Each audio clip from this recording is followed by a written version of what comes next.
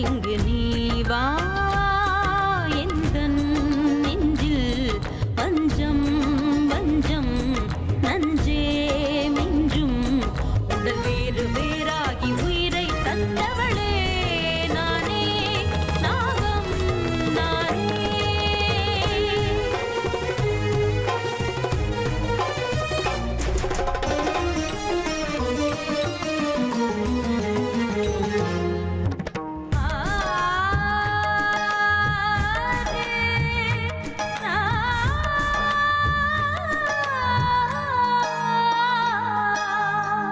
ஜென்மம் பல தாண்டி உன்னோடு வாழ வேண்டுமே மரணம் தன்னை வென்று தினம் காதல் செய்யவா நாகமணி தேடி என் ஜீவன் இங்கு வாடுதே சொந்தங்களை நாடி உயிர் தேடி ஓடுதே பூமிக்கு வந்த நிலவு பிறவீது சாபமா கடமையை தாண்டும் உறவு மனமிளகிடுமா எந்தன் நெஞ்சில் வஞ்சம் வஞ்சம் நஞ்சே மிஞ்சும் உடல் வேறு வேறாகி உயிரை தந்தவளே நானே நாகம் நானே தந்தவளே நானே நாகம் நானே.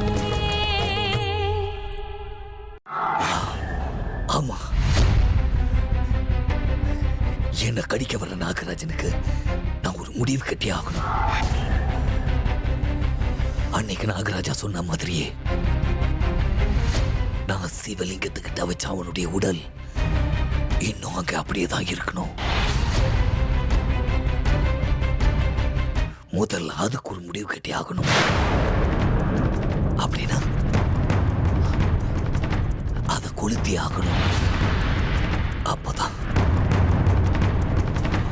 அந்த நாகராஜா கிட்ட இருந்து என்னால தப்பிக்க முடியும். இந்த நாகமணி நிரந்தரமா எனக்கே சொந்தமாகும்.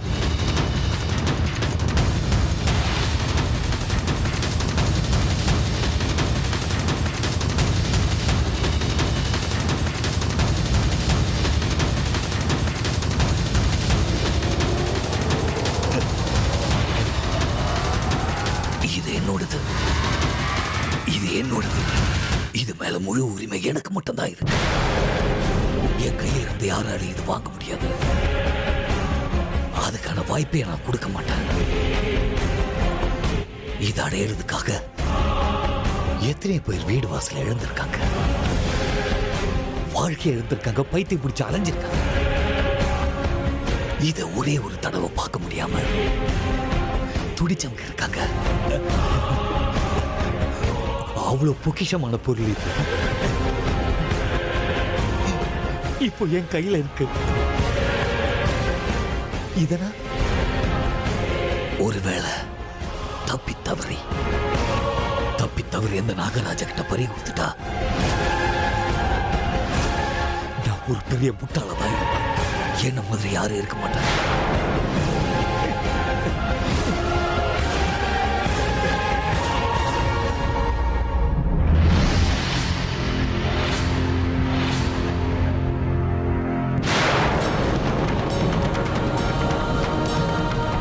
பாவிங்க, நாகமணிய கையில வச்சிட்டு இருக்காங்க. இந்த பாவப்பட்ட செயலுக்காக அந்த ஆண்டவன் நிச்சயமா உங்களை சும்மா விட மாட்டான். அந்த ஆண்டவனே உங்களை மன்னிச்சு விட்டாலும் நான் உங்களை உயிரோட விட மாட்டேன்.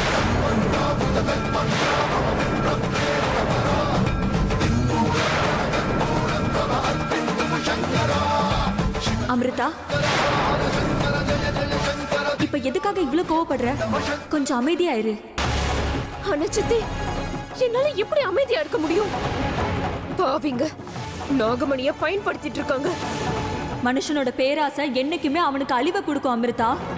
அனச்சித்தி, அவங்களுக்கு ஏன் கையால தான் அழிவு கிடைக்கணும். அவங்களோட இந்த பாவப்பட்ட செயலுக்கு நாம தண்டனை கொடுத்தே ஆகணும் சித்தி. கொடுக்கலாம், நிச்சயம் கொடுக்கலாம். எல்லாத்துக்குமே முடிவுன்னு ஒண்ணு இருக்கும் அமிர்தா. இப்போ அந்த எதிரிகளுக்கு முடிவு காலம் வந்தாச்சு. அப்படின்னா உன்னோட அப்பா அம்மாவை கொன்னு அந்த நாகமணி எடுத்துட்டு போன எதிரிகள்ல ஒருத்தன் இன்னைக்கு அவன் தக்ஷகவனத்துக்கு வரான்.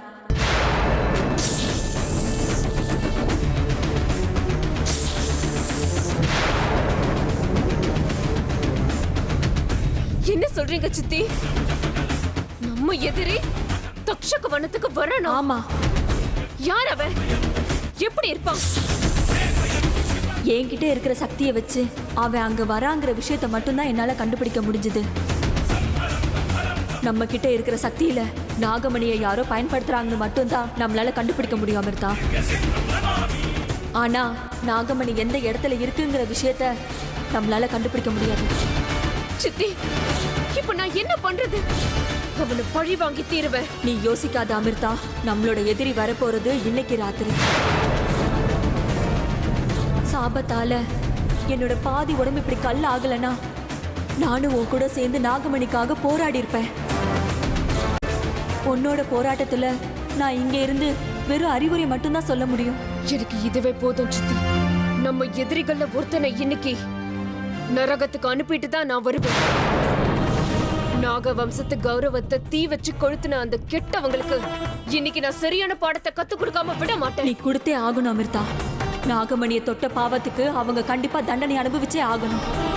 ஒருத்தரை கொன்ன பத்தாது சித்தி, அவங்க மொத்த குடும்பத்தையும் அழிக்கணும். யாரு கூண்டோட அழிஞ்சு போகணும் அமிர்தா?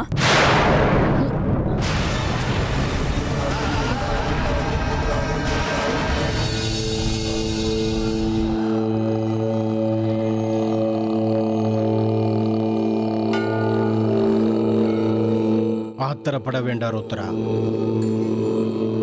நடக்க வேண்டிய காரியங்கள் கண்டிப்பா நடந்தே தீரும். அது எப்படி நடக்கும் பாபா? அந்த ராஜநாகம் நிச்சயமா அங்க வரும்னு நீங்க சொன்னீங்க. ஆனா அந்த கோவில் பக்கம் வரவே இல்லையே. எனக்கு என்னவோ அவ வரமாட்டான்னு தோணுது. அவ வருவா, நிச்சயமா வருவா ருத்ரா. அவ வர அறிகுறி எனக்கு கண்ணு முன்னாடி தெரியுது. அப்படி அறிகுறிகள் தெரிஞ்சதுக்கு அப்புறமும் அவ வராம இருக்கிறதுக்கு காரணம் என்ன? அவ ஏன் இன்னும் வரல பாபா? கால நேரம் கூடி வரல ருத்ரா. காலம் நேரம்னு காத்துட்டு இருந்தா எப்படி பாபா? நீங்களே அவ தானா அங்க வர மாதிரி ஏதாவது பண்ணலாம் இல்ல? அந்த சக்தி உங்ககிட்ட இல்லையா? என்னோட சக்தி மேல உனக்கு அவநம்பிக்கையா? என்னோட மந்திர சக்தி மேல உனக்கு நம்பிக்கை இல்லையா? எந்த ஒரு காரியத்தை சாதிக்கணும்னாலும் நம்பிக்கை ரொம்ப முக்கியம். அது இல்லாம எந்த காரியத்தையும் சாதிக்க முடியாது. உனக்கு என் மேல நம்பிக்கை இல்லைனா இப்பவே சொல்லு, இந்த இடத்திலேயே இதை நிறுத்திடுவேன். யார் நீ? எதுக்காக இங்க வந்திருக்க? உன்னோட எண்ணம் என்ன? யார கூண்டோட அழிக்கணும்னு நீ நினைக்கிற? உன்னதான் அமிர்தா நான் கேட்டுட்டு இருக்கேன். என்னோட கேள்விக்கெல்லாம் நீ பதில் சொல்லியே தீரணும். நீ எதுக்காக எந்த எண்ணத்தோட இந்த வீட்டுக்குள்ள வந்திருக்கன்னு எனக்கு நீ சொல்லியே ஆகணும். சொல்லு. அப்படியெல்லாம் ஒண்ணும் இல்ல பாட்டி. அப்படியெல்லாம் ஒண்ணு இல்லைன்னு சொல்ற. ஆனா யார்கிட்ட நீ சத்தமா பேசிட்டு இருந்த? இங்கதான் யாருமே இல்லையே. ஆமா, யாரும் இல்ல. யாரும் இல்லைன்னு சொல்ற. ஆனா யார்கிட்ட பேசிட்டு இருந்த? எனக்கு இப்ப உண்மை மட்டும் தான் தெரிஞ்சாகணும், அவ்வளவுதான்.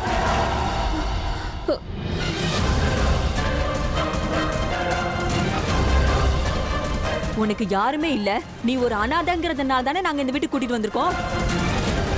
அப்படி இருக்கும்போது யார கூண்டோட அழிக்கணுங்கிறதுக்காக இந்த வீட்டுக்குள்ள வந்திருக்க? உன்னோட பேச்ச பார்க்கும்போது நீ யாரையும் கொல்லணும்னு நினைக்கிற. இந்த வீட்ல உனக்கு யார் மேல அவ்வளவு கோபம் இருக்குன்னு சொல்லு. இல்ல, நான் ஏன் அப்படி ஒரு காரியத்தை பண்ணணும்? பின்ன எனக்கு உண்மை தெரிஞ்சே ஆகணும், இல்லைன்னா நான் எல்லாருமே கூப்பிட்டுருவேன். சொல்றேன். சொல்லு.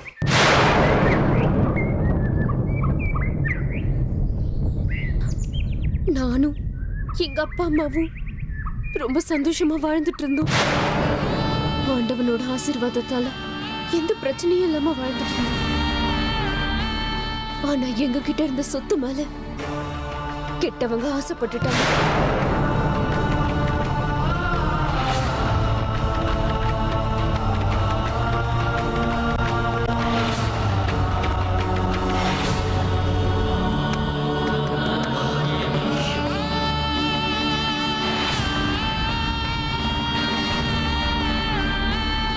சொத்தை பறிக்கணும்ன்ற ஆசையில மனுஷ தன்மையே இல்லாம அவங்களை கொன்னுட்டாங்க. எனக்கு சொந்தம்னு சொல்லிக்க யாருமே இல்லாததால ஊரை விட்டே வந்துட்டேன். அப்பா அம்மாவோட ஞாபகம் வரும்போதெல்லாம் மனசுக்கு ரொம்ப கஷ்டமா இருக்கும், ரொம்ப கோபம் வரும். அவங்களை கொண்டவங்க யாரு, அவங்க எங்க இருக்காங்க, பார்க்க எப்படி இருப்பாங்க, எதுவுமே எனக்கு தெரியாது பாட்டி. உன்னோட கடந்த காலம் எப்படி வேணாலும் இருக்கட்டும், நீ இந்த வீட்டுக்குள்ள இருக்கும்போது அதையெல்லாம் சுத்தமா மறந்துட்டு வாழணும். உன்னோட கடந்த காலத்துக்காக இந்த வீட்ல இருக்கவங்களோட நிம்மதியை நான் பலி கொடுக்க விரும்பல. எல்லார் கூடயும் சேர்ந்து வாழணும், எல்லார் கூடயும் சேர்ந்து வாடுறதுக்கு கத்துக்கோ. தேவையில்லாம இப்படி நீ யோசிச்சுட்டு இருந்தீன்னா நான் தேவையில்லாம இந்த வீட்ல வேற மாதிரி முடிவுகள் எடுக்க வேண்டி வரும். புரிஞ்சுதா?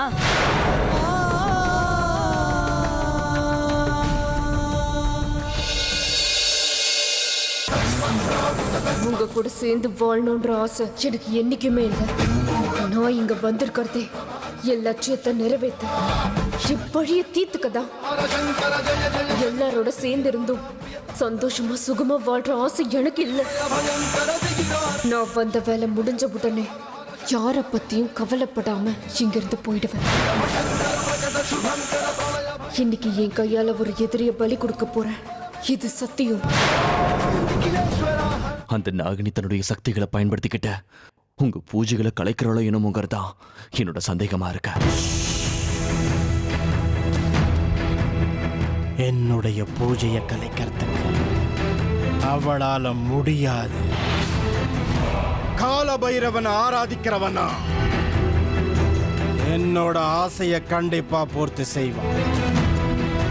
கோவில சுத்தி நான் போட்டுட்டு வந்திருக்கிற அந்த கோட்டை ஒரே ஒரு தடவை தாண்டி உள்ள வந்தா போதும். அதுக்கப்புறம் அவ என்கிட்ட இருந்து தப்பிக்கவே முடியாது. உங்க பூஜை, உங்க சக்தி, உங்க மகிமை எல்லாமே எனக்கு தெரியும் பாபா. ஆனான்னு மறுபடியும் சந்தேகமா ருத்ரா?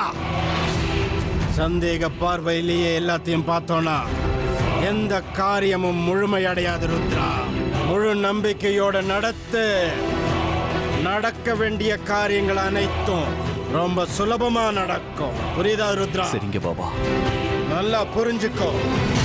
நாளைக்கு ராத்திரி வரைக்கும் அந்த நாகராணி அந்த கோட்டை தாண்டி வர நேரம் இருக்கு. அது வரைக்கும் பொறுமையாயிரு. இப்போ உன்னுடைய கோப பயம் எல்லாத்தையும் ஒதுக்கிட்டு பூஜையில முழு மனசோட உட்கா.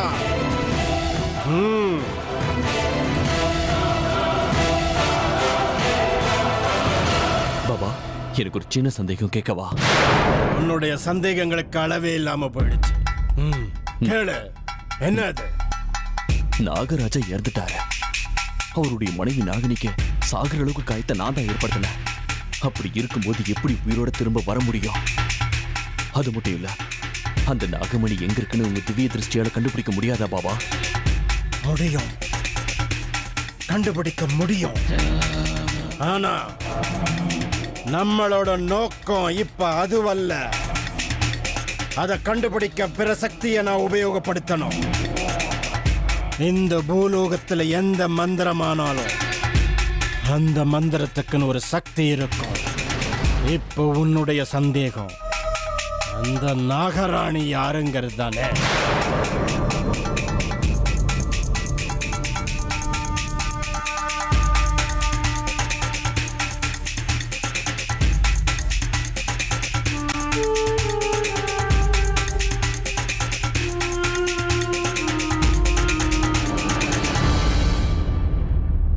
ஜெய் மகாகாளி!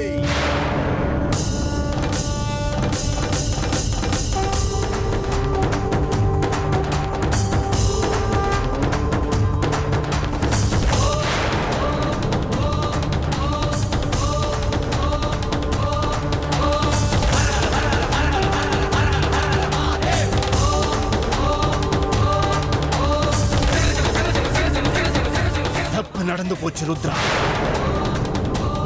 மிகப்பெரிய தப்பு நடந்து போச்சு. என்ன பாபா அது? சாகர அளவுக்கு நீ காயப்படுத்தின அந்த நாகராணியும் இறந்து போயிட்டா. அந்த நாகராணி இப்போ உயிரோட இல்ல.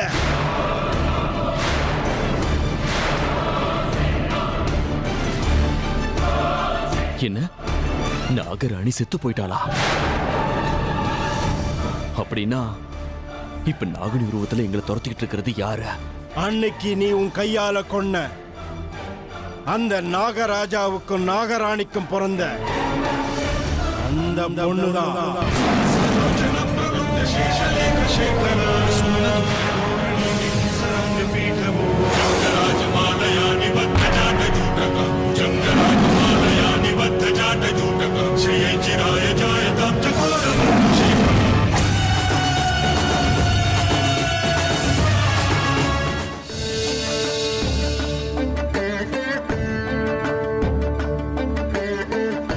நமக்கு அநியாயம் பண்ணிட்டாங்க, நம்மள மோசம் பண்ணிட்டாங்க. யாருக்கும் எந்த கெடுதலும் செஞ்சதில்லை. ஆனா உங்களுக்கு இந்த நிலைமை. பரவாயில்ல, இன்னும் எதுவும் கெட்டு போகல. நாகமணிய கொண்டு வந்து உங்க உடல் மேல நான் வச்சேன், உங்களுக்கு உடனே உயிர் வந்துரும். ஆனா நாகமணி எங்க இருக்குன்னு எனக்கு தெரிய மாட்டேங்குதுமா. எதிரிங்க எங்க இருந்தாலும் அவங்க முன்னாடி நேரா போய் நாகமணிய கொண்டு வர தைரியம் என்கிட்ட இருக்கு. ஆனா அது இருக்கிற இடத்தை கண்டுபிடிக்கிற சக்தி எனக்கு இன்னும் வரல. அதுக்காக தான் ஒவ்வொரு நாளும் நான் ஆண்டவனுக்கு பூஜை பண்ணிக்கிட்டு இருக்கேன். அந்த ஆண்டவன் என்னைக்கு எனக்கு கருணை காட்டுவானோ தெரியல. நாகமணிய நம்ம கிட்ட இருந்து திருடினவங்கள ஒருத்தன் இன்னைக்கு தக்ஷக வனத்துக்கு வர போறானாமா. அவனை நான் கொன்னு நாகமணிய அடைஞ்சே தீருவேன்.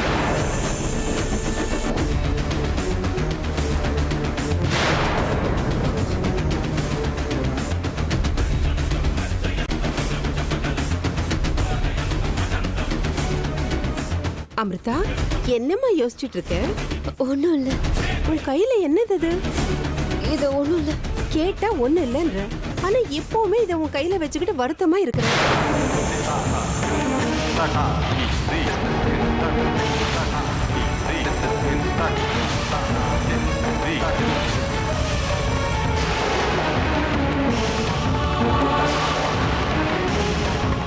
இதுக்குள்ள எங்க அம்மாவோட ஞாபகம் இருக்கு. அதனாலதான் கையில வச்சிருக்கேன். மன்னிச்சிருங்க. அப்படியா? சரி சரி. பூ மனச புண்படுத்துற அளவுக்கு இங்க யாரும் கல் நெஞ்சக்காரங்க இல்ல. ஆஹா, டூப்ளிகேட் அம்மா டூப்ளிகேட் பொண்ணுகிட்ட என்னமா போடுறா? விட்டா பாசமாலேயே பொழிஞ்சிருவாங்க போல இருக்க. டூப்ளிகேட்னு நினைச்சிட்டு இருக்கோம், ஆனா நாளைக்கு ஒரிஜினல் ஆயிடுச்சுன்னா என்ன பண்றது? இப்போ ஒரிஜினலா இருக்கிறனா அப்புறம் இந்த வீட்ல டூப்ளிகேட் ஆயிட்டா என்ன பண்றது? அட கடவுளே, இந்த சரோஜாவுக்கு கொஞ்சமாவது கெட்ட புத்திய கூடப்பா. உனக்கு என் மேல கருணையா இல்லையா? ஏன் இப்படி ஒவ்வொரு தடவையும் என் பக்தியை சோதிக்கிற? நீ இந்த வீட்டை விட்டு வெளியே போறேன்னு சொன்ன வார்த்தையை கேட்டதுல இருந்து நான் எவ்வளவு பயந்து போயிருக்கேன் தெரியுமா? அவரு கூட உன் மேல எவ்வளவோ பாசம் வச்சிருக்காரு. நீ வந்ததுக்கு அப்புறம் தான் அவர் சந்தோஷமா இருக்காரு. இந்த வீட்டுக்குன்னு ஒரு பொண்ணு வந்துட்டான்னு அளவில்லா சந்தோஷம் அவர் முகத்துல தாண்டவம் ஆடுது. சரியா சொன்னமா நீ. ஆனா சரோஜா, சந்தோஷப்படுறது விக்ரம் மட்டும் இல்லம்மா, நாங்க கூட சந்தோஷமா இருக்கோம். ரொம்ப நாளாவே இந்த வீட்ல ஏதோ ஒண்ணு குறைவா இருக்குன்னு தோணுச்சு. நீ என்னைக்கு வந்தியோ அந்த நிமிஷமே மனசும் நிறைஞ்சிடுச்சு, வீடும் நிறைஞ்சிடுச்சு. இல்ல சரோஜா? பாத்தியா அமிர்தா, உன்னை பத்தி இந்த வீட்ல என்ன நினைச்சிட்டு இருக்காங்கன்னு பாத்தியா? இப்ப நினைக்கிறதெல்லாம் ரொம்ப குறைச்சல் தான் சரோஜா. ஆனா இதுக்கு முன்னாடி ரொம்பவே நினைச்சிட்டு இருந்தோம். அது இப்ப சொல்ல முடியுமா? அப்படியா மாமா? அமிர்தாவை பத்தி தெரியாத விஷயங்கள் இன்னும் இருக்கா? ஏமா இல்ல, ஏன் இருக்க கூடாது? அது சரி சரோஜா, அமிர்தாக்கு என்ன பிரச்சனையா? அது ஒண்ணும் இல்ல மாமா. அமிர்தாவுக்கு அம்மா ஞாபகம் வந்துடுச்சான், அதான் ரொம்ப வருத்தத்துல இருக்கா. இவ்வளவுதானா? இது பாருமா, ஞாபகம் வரும்போது அவங்கள நினைச்சுக்கிட்டு 2 சொட்டு கண்ணீரை விட்டு மனச சமாதானம் படுத்திக்கணுமா? அதையே மனசுல வச்சுக்கிட்டு சோகமா இருக்க கூடாது. எங்களுக்கும் 1008 துக்கங்கள் இருக்குதான், அதெல்லாம் வெளியே சொல்ல முடியுமா? நானும் இவகிட்ட அதான் சொல்லிட்டு இருக்கேன் மாமா. எதை பத்தியும் யோசிக்காம நிம்மதியா இந்த வீட்லயே இருந்துருன்னு சொன்னேன். உனக்காக நான் இருக்கேன்னு சொன்னேன். ஆஹா, என்ன சரோஜா இவ்ளோ சுயநலமா இருக்க? அமிர்தா கிட்ட நாங்க எல்லாரும் இருக்கோம்னு சொல்றதை விட்டு நான் மட்டும் தான் இருக்கேன்னு எல்லா கிரெடிட்டையும் நீ மட்டும் தான் எடுத்துப்பியா? பாத்தியா அமிர்தா, எங்க மாமாவுக்கு எவ்வளவு பெரிய மனசுன்னு. இங்க பாரு அமிர்தா, நீ இந்த வீட்ல எவ்வளவு நாள் வேணும்னாலும் இரு. ஒரு வாரம் இரு, 10 நாள் இரு, 1 மாசம் இல்ல, 2 மாசம் இல்ல, 3 மாசம் இல்ல, 1 வருஷம் கூட இருந்துக்கோ. என்ன சொல்ற? யாருக்கும் எந்த ஆட்சேபனையும் இல்ல. என்ன சரோஜா, என்ன சொல்ற? சரிதான், ஆனா மாமா 1 வருஷம் 2 வருஷம் எல்லாம் இல்ல, அமிர்தா இந்த வீட்ல நிரந்தரமா இருக்க போறா. அமிர்தா இந்த வீட்டு பொண்ணு. இந்த வீட்ல இருக்கிற யாரா இருந்தாலும் இத்தனை நாள் தான் இருக்கணும்னு அவளை சொல்ல முடியுமா? அதுவும் கரெக்ட். எனக்கு இது தெரியல பாரு. எவ்வளவு நாள் வேணா இருந்துக்கோமா, லைஃப் லாங். இது கரெக்டா? ஆமா அமிர்தா, நீ இந்த வீட்டு பொண்ணுங்கறத மட்டும் நீ மறந்துடாத.